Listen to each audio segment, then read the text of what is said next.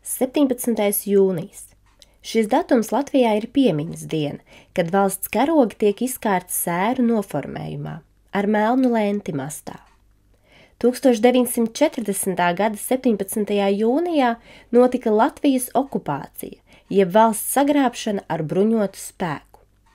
Taču Latvijas okupācija nenotika vienas dienas laikā vai pēkšņi.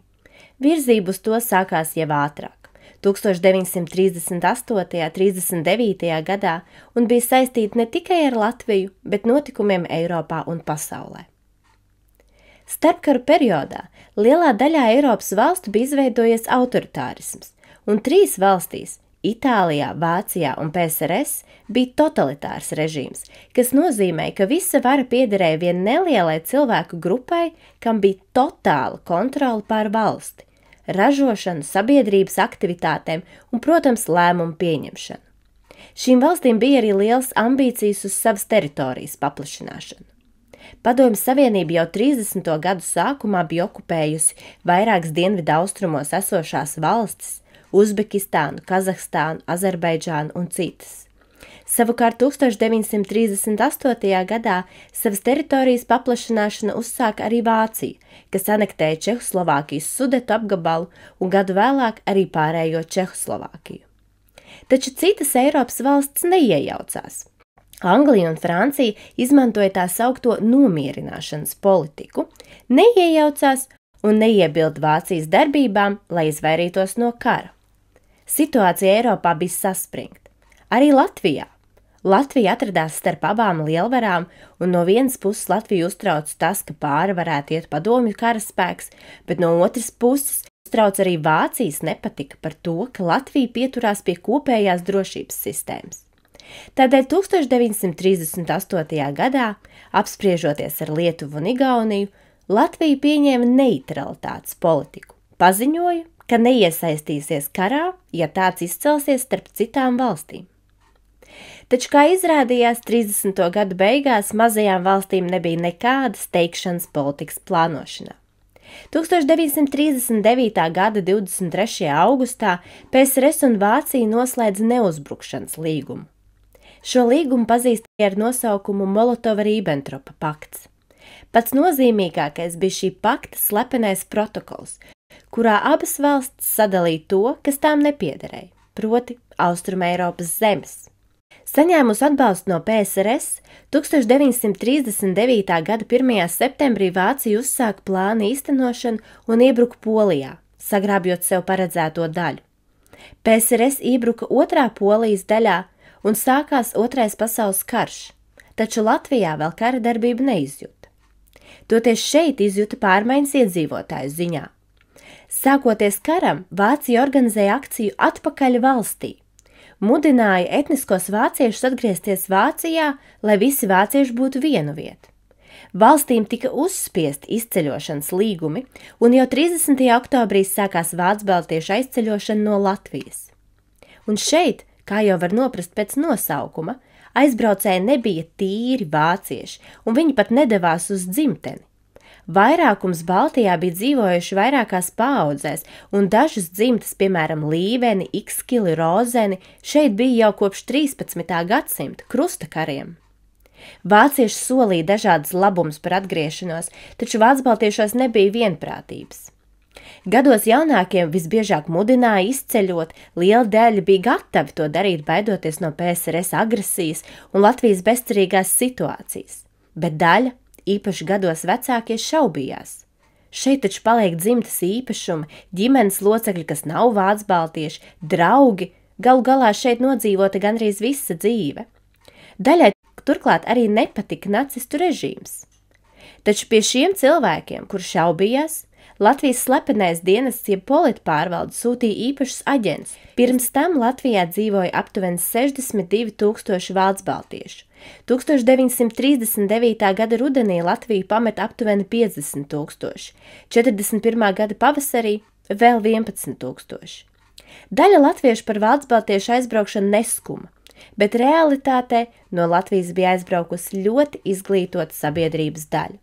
Tā skaitā izcili speciālisti un diži mākslinieki. Kamēr tika plānota vācu-baltiešu aizbraukšana, PSRS uzsāka sava plāna īstenošanu. 1939. gada 5. oktobrī Latvijai, ignorējot iepriekš pasludināto neitralitāti, tika uzspiests savstarpējās palīdzības pakts jeb līgums. Tas paredzēja, ka aizsardzībai pret iespējamu uzbrukumu Latvijai Padomju Savienība nāks palīgā, un Latvijā izveidos savas karabāzes un ievadīs savu karaspēku – 25,000 karavīru. Latvija piekrita līgumam, un līdzīgs līgums parakstīja arī Lietuva un Igaunija, jo PSRS plāns uz visām 3 Baltijas valstīm bija līdzīgs. Latvijas bruņotajos spēkos tobrīd bija nedaudz vairāk kā 30,000 cilvēku. Taču neviens īsti nekontrolēja, cik karavīrus ieveda PSRS, un vēsturnieks Henrijs Strots, atsaucoties uz Krievijas kara arhīvā iegūto informāciju, secināja, ka 7 mēnešus vēlāk, 1940. gada maijā, Latvijā atradās gandrīz 67,000 karavīru un virsnieku, kā arī nezināms skaits viņu ģimenes locekļu un tūkstošiem tehniķu un apkalpojošā personāla. Tātad 1940. gada pavasarī Latvijā jau atradās PSRS karaspēks, kas skaitliski bija vismaz uz pusi lielāks nekā Latvijas bruņotie spēki. Itin drīz pēc savstarpējā neuzbrukšanas līguma parakstīšanas Latvijai tika uzspiests arvien jaunas papildu vienošanās par zemes un ēku īri, telefonu un telegrāfa sakariem, strādnieku nolīgšanu, PSRS transporta vilcienu kustību, pārtikas iegādi un tā tālāk. 1940. gada maijā un jūnijas sākumā kopā ar armijas vienībām tika slepeni ievesti un armijas bāzēs izvietoti etniskie latvieši, kuri bija apguvuši sociālisma celtniecības pieredzi. Tātad cilvēki, kuriem būs latviešu vārdi, kuri pratīs latviešu valodu un varēs pārliecināt par Padomju Savienības politiku, kad pienāks laiks. Tikmēr 1940. gada maijā arī Latvija sāka rīkoties.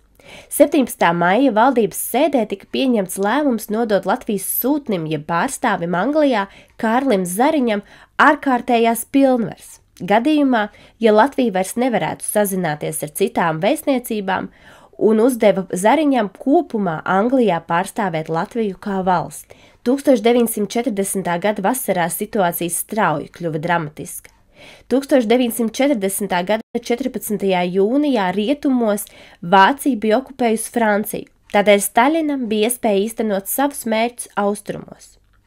15. jūnijā padomju karaspēks iegāja Lietuvā, tādā veidā nogriežot Latvijai iespēju sazināties vai saņemt palīdzību no rietumiem. Savukārt uz Latvijas robežas PSRS karaspēka vienības uzbruka 3 Latvijas Republikas robežsardzes objektiem Abrenes apriņķī, kas pazīstams kā Masļenku robežu incidents. Karaspēks nošāva 3 robežsargus sievu un dēlu, bet 10 robežsargus un 27 civilpersonas sagūstīja un aizveda. Šī uzbrukuma mērķis bija izsaukt Latvijas armijas atbildes reakciju, iespējamu uzbrukumu, un tas dotu iemeslu PSRS iebrukumam Latvijā.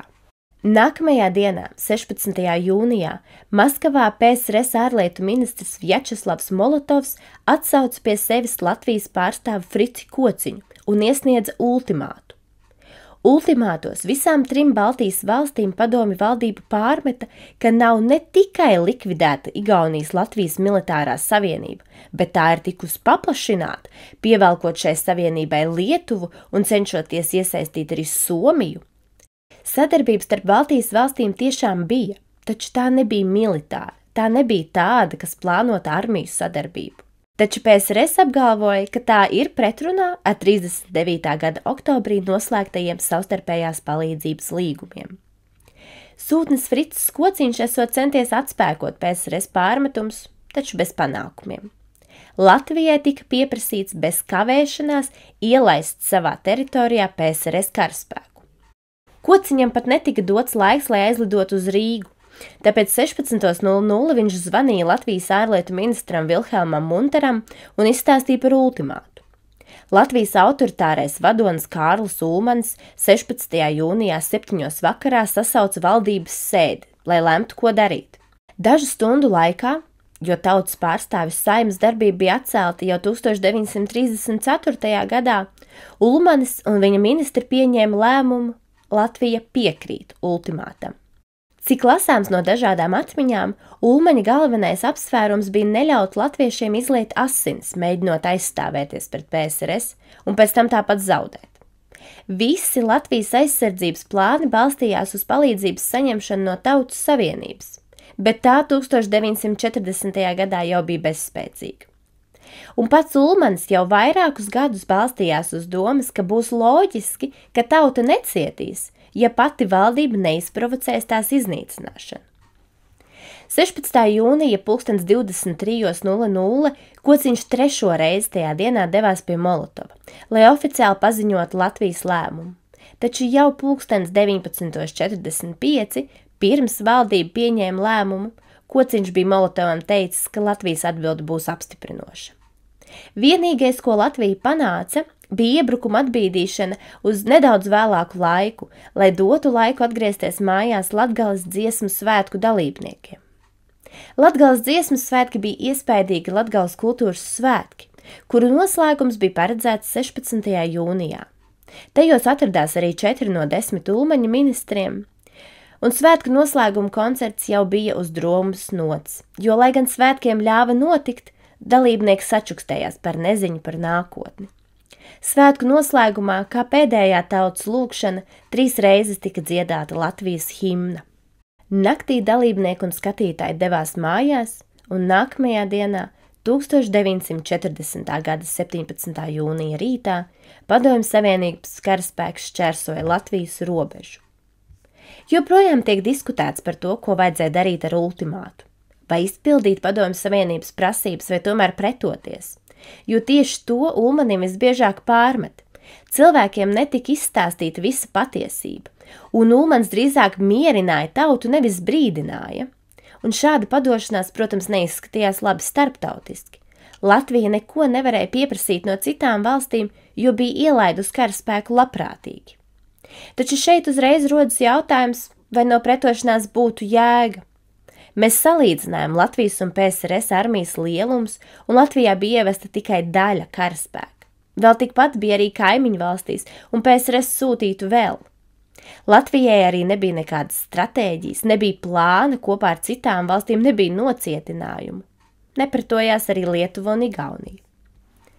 Tā kā uzbrukumam nesekoja pretošanās, pārējās Eiropas valstis par situāciju Baltijas valstīs uzzināja gaužām maz, un viņu uzmanība tika pievērsta draudiem tuvāk – nacistiskajai Vācijai. Tādēļ Padomju Savienībai izdevās ne tikai iekarot Latvijas, Lietuvas un Igaunijas teritorijas, bet arī pievienot tās sev.